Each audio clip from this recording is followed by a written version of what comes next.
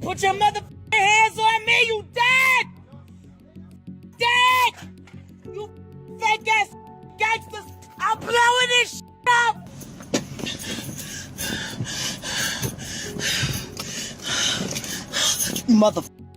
You motherfuckers.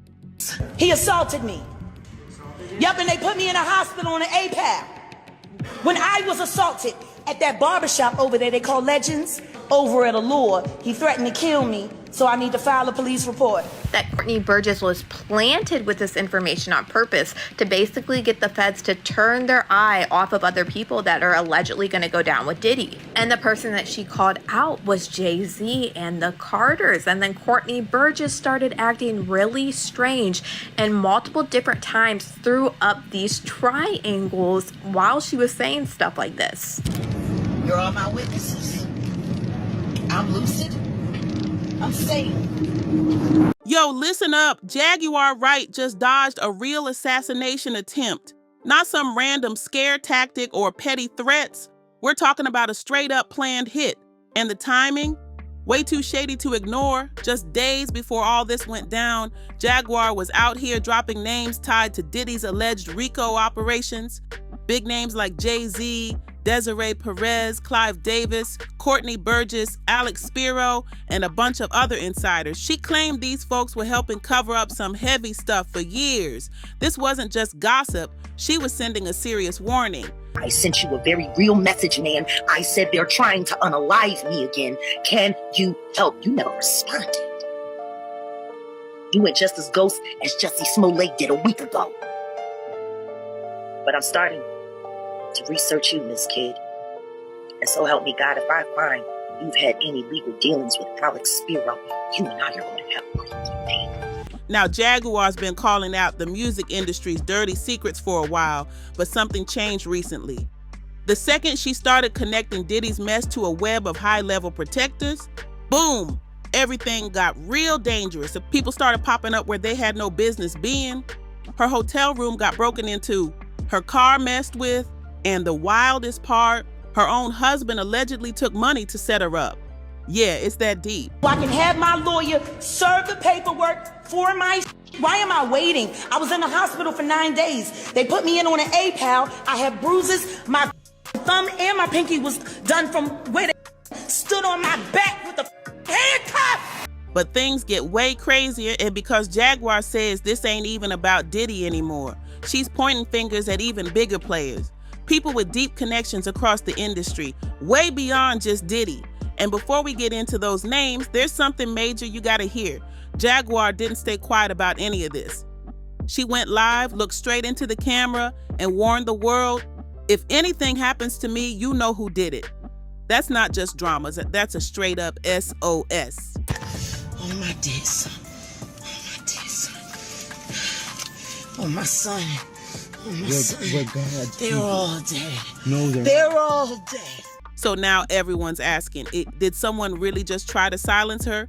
Was this some kind of warning shot? Or did she crash into something way darker than we thought? And here's the part that's even more disturbing. Who's still out here protecting Diddy even after all the smoke? Who's keeping his name clean while Jaguar's out here risking everything? First time you heard me say that Sean Combs was a sex trafficker, and you said I was a liar because I was jealous, because I wasn't his girlfriend, because I wasn't successful in the music industry, because I didn't have a hit record, because I didn't live in a mansion, because I didn't have diamonds. You said all of these things about me because I told the truth. That's You real. disgraced my name, my legacy, my family. You stalked, you hunted me. You harassed my friends. So here's what we know. Jaguar Wright just survived a full-on organized hit, and she's not backing down. She's saying loud and clear, this was the work of the same powerful folks who helped Diddy run his alleged criminal empire for years. They're all dead. That's what Jaguar said, and she wasn't playing. According to her, a black SUV was circling her hotel in Dallas multiple times that day. Not once, not twice, but enough to raise serious red flags. Then later that night, as she returned to the hotel, she spotted a man crouched down near her car, is straight up tampering with her tires. Jaguar believes this guy was setting her up, trying to rig her car so it'd look like some tragic accident, but she caught him right in the act. Need to slow down. Stop running your mouth so much. I don't need to do anything but what I'm doing. And now we've finally gotten to this point where you're warning me. Who are you warning me for, sir? You got a boss.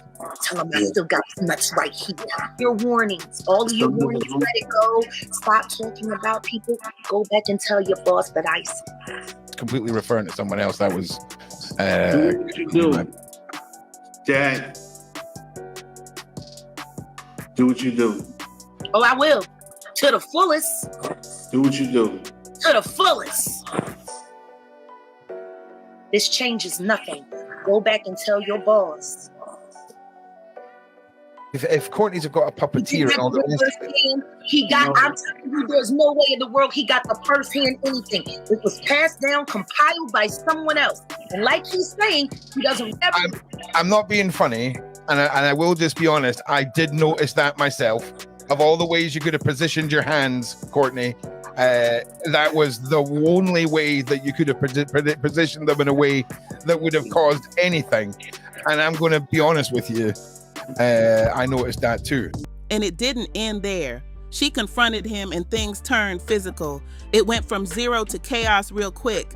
Now, Jaguar knows how to hold her own, but even with that, she was visibly shaken. This wasn't about intimidation anymore. She could feel it. They were trying to take her out for real. Right after it happened, she jumped on a live stream with Tokyo Tony and showed off the weapons she now keeps on her at all times. The conversation with Emery, even when Emery came home and seen, you know what I'm saying?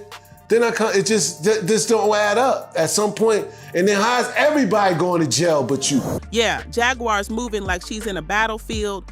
And honestly, with everything she's been saying and exposing, it makes total sense. And here's where it goes completely off the rails.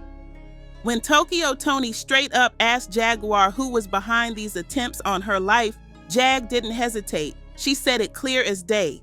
There's two Seans, Carter and Combs. They tried to, boom. She dropped that bomb right there on live. Then it got even wilder. Jaguar claimed someone literally tried to blow up her car. And brace yourself. She even hinted that Beyonce might have had a hand in it too. Yes, she said that out loud, no stuttering, no second guessing. Jaguar kind of alluded to Jay-Z may be next. What is your thoughts when you hear the world, like, they done took down Puff, they done took down all these other powerful black people. Jay-Z's like the lone standing powerful black man. If you do the track wrestling on them, Jay is them people. If you do the history of most of the people that got in trouble in the industry, big trouble, who they went to for help? When Lil Wayne was in trouble, who'd he go to? When Meek Mills was in trouble, who'd he go to? Meek Mills said it himself. Desiree helped me. You understand? So how could he be up next? You know what I'm saying? He is them people. They go to him when they got problems. Like I said, I think he is them. He has a relationship with them. You talking about a woman that had a relationship with the feds for 20-something years, right? When you working for them, you got an agent, your agent that's in charge of you. You think she don't have no relationships with over the years with all these agents that became retired and connected and this and that and the third till they just know shit? She got power. That's power over there. You know what I'm saying? Who you wanting one on your side? You got them on your side? Now, people already know Jaguar's been calling out Diddy and Jay-Z for years. That part's not shocking anymore. She's accused them of scamming artists, hiding crimes, even worse. But back then, the industry shrugged her off, slapped her with the crazy label, and kept it moving. But this ain't just about the faces anymore. Jaguar's digging deep now, exposing the whole machine. She's pulling receipts on the system that's been keeping Diddy and Jay-Z's empires locked down and untouchable for decades. It's not just about the stars, it's about the whole shadow network behind them. So just before the hit was attempted, Jaguar started exposing some seriously powerful businessmen, the same ones she claims built the so-called Freakoff pipeline. But according to her, this wasn't just about Diddy's twisted parties. She says it was a front for something even darker. So I was born in New York as a little baby, 9 months. My grandfather had to take over to raise me because my mother was incarcerated and dealing with the criminal justice system for the crimes that she committed in the early 90s. How long has the relationship with your mom been strained at this point? I haven't seen my mom since December 25th, 2023. That's the last time that I saw her physically. The last time I spoke to her was December 30th, 2023, when she said that I was dead to her. Jaguar alleges that behind those velvet ropes, men were actually bidding on victims, like it was some sick underground auction. And she didn't stop there. Jaguar started calling out the middlemen too, the industry fixers with federal connections, high-powered lawyers who scrubbed crime scenes clean, handed out airtight NDAs, and even brought in fake witnesses to coach victims on what to say. She was connecting dots nobody else had the guts to even look at, and she was shining a light on the folks hiding in the shadows. But here's what really stands out. Before the attempt on her life, there were 3 names she kept repeating in her videos. Ron Burkel, billionaire investor with deep pockets and deep connections, including the Epstein list. Desiree Perez, CEO of Roc Nation, with a whole criminal record behind her. And Courtney Burgess, one of the industry's most feared fixers. How do you know Sean Combs? Generation. You know, Frank Lucas was my godfather and his father. And then we both was in the music business for 30 years together. So you personally know him, have Not who? No, who personally? Sean Combs. Not personally. But you know of him, he knows of you. Yeah. I used to be in Tupac, Hussein Fatal. He stopped a lot of my music. A lot of other people who didn't care about him. You understand? It's not around today. Jaguar claims Courtney Burgess was planted by Roc Nation just to keep eyes off Jay-Z's alleged connection to Diddy's mess. And the craziest part, no one else is naming these powerful people out loud, just Jaguar. So let's break this down, starting with the billionaire whose name shows up in both Epstein's and Diddy's black books, Ron Burkel. According to a deep dive from Unlimited Hangout called One Label Under Blackmail, the early intersections of Diddy and the Epstein network, Ron Burkel isn't just some rich dude floating around the scene. He's actually the godfather to all of Diddy's kids. And on top of that, he was a frequent flyer on Jeffrey Epstein's notorious private jet. Now, most folks love to mention Diddy's ties to Clive Davis, the man who helped launch Bad Boy Entertainment, but barely anyone talks about Burkel. And Jaguar, she says that's not by accident. Burkel, she claims, isn't just another investor.